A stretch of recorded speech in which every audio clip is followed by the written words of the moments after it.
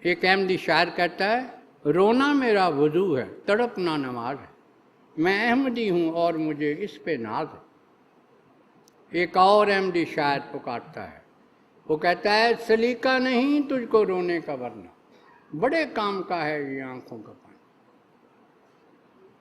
حضرت مسیح موعود علیہ السلام نے بغیر پوچھے ہوئے، عموماً پوچھا جائے تو لوگ پیشہ بتاتے ہیں کہ میں استاد ہوں، میں وکیل ہوں، میں تاجر ہوں۔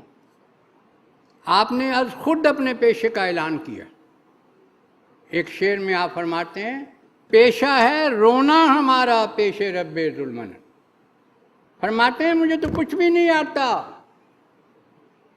میں تو اٹھتا ہوں رو پڑتا ہوں، بیٹھتا ہوں رو پڑتا ہوں، جاگتا ہوں رو پڑتا ہوں، لیکن روتا خدا کے حضور۔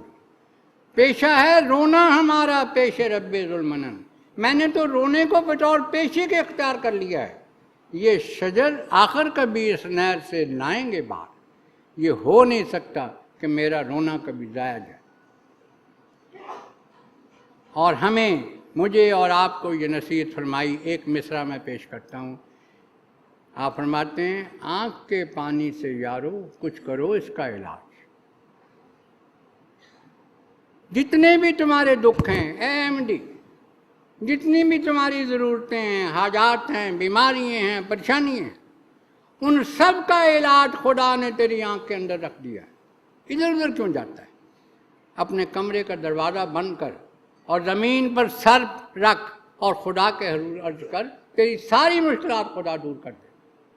روشنی کا سفر، روشنی کا سفر